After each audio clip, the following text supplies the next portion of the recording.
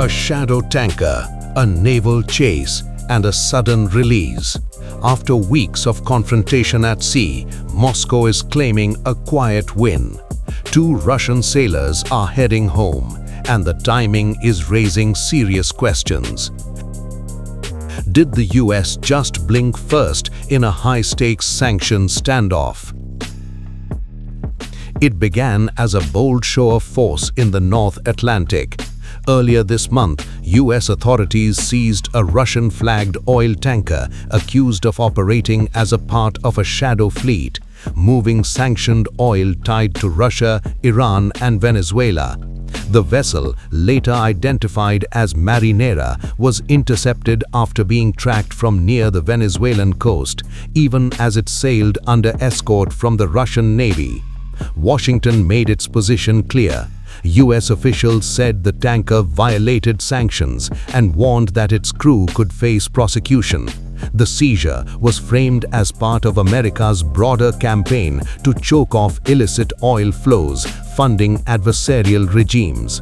But Moscow saw it very differently, calling the move illegal, provocative, and dangerously escalatory. Russia's response was swift and sharp. The Kremlin accused Washington of threatening international shipping and stoking global tensions. Foreign ministry officials warned that any prosecution of Russian sailors would be categorically unacceptable. The tanker was rapidly reflagged and renamed under Russian jurisdiction, a move clearly aimed at complicating US legal authority. Then came the turning point. On Wednesday, Moscow announced that 2 Russian crew members had been released and were on their way home. The confirmation came from Foreign Ministry spokesperson Maria Zakharova, speaking to state media. The fate of the remaining crew, however, remains unclear, adding to the fog surrounding the US decision. What makes the timing explosive is this: Russia had announced weeks ago that Washington had agreed to release the sailors, but Foreign Minister Sergei Lavrov said the decision had not been implemented.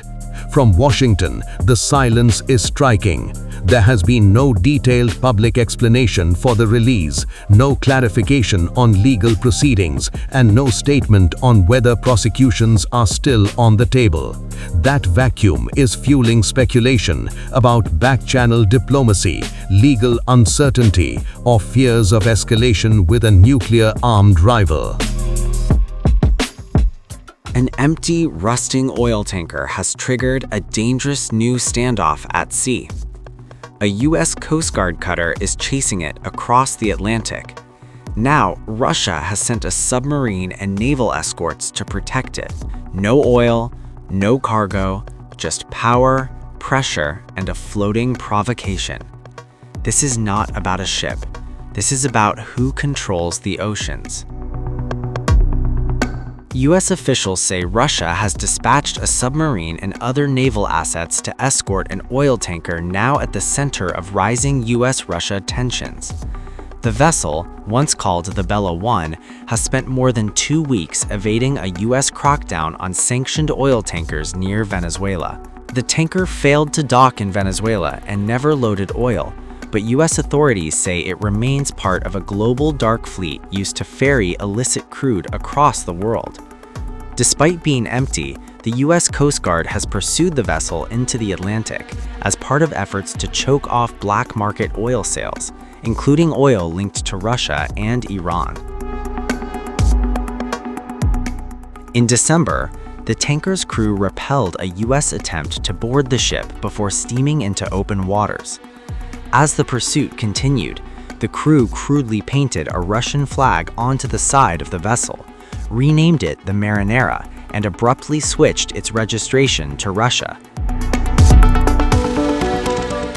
Experts say Moscow made the highly unusual decision to register the tanker without inspection or formal checks, a move designed to shield it under international maritime law. Russia has privately urged Washington to stop the pursuit, according to multiple U.S. officials.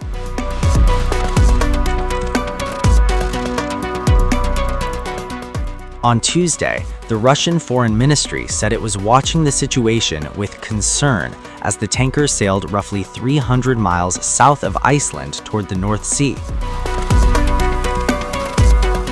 The U.S. military's Southern Command responded publicly, saying it stands ready to confront sanctioned vessels transiting the region.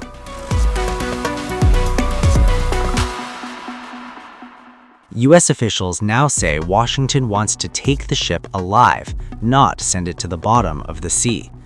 According to CBS News, 2 U.S. officials confirmed American forces would prefer to seize the tanker rather than sink it.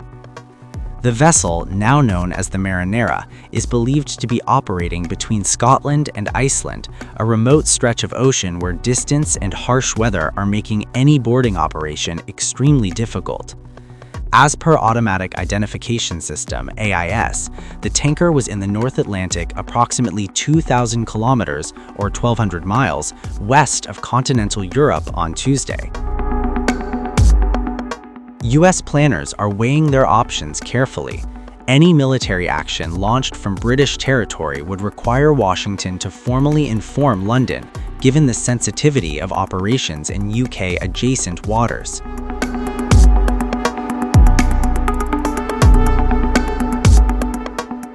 For now, Britain is keeping its distance.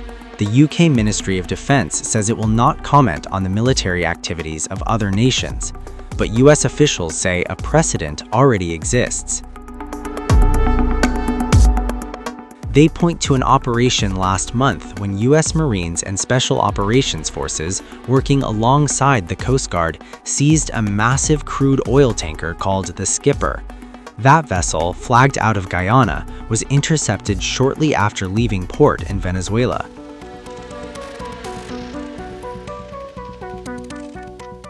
Russian state media has released video filmed from the tanker's deck, showing the U.S. Coast Guard cutter following closely behind. The outlet claimed the ship is a civilian vessel bound for Murmansk and accused Washington of an unlawful interception attempt. At the time the pursuit began, the Bella 1 was stateless and flying a false flag, according to the White House. The vessel had been sanctioned for allegedly carrying Iranian oil linked to U.S.-designated terrorist organizations. But its new Russian registration now complicates any U.S. boarding attempt. Maritime law experts warn that once a vessel carries a recognized flag, it gains legal protection. Forcibly boarding it could invite retaliation from Russia and its allies, including Iran. The standoff comes as Washington and Moscow remain locked in tense talks over Ukraine. Russia has yet to accept a US-backed peace framework, raising fears this maritime clash could spill into diplomacy. President Trump has publicly criticized Vladimir Putin, saying he is killing too many people. U.S. officials say more tanker seizures may follow.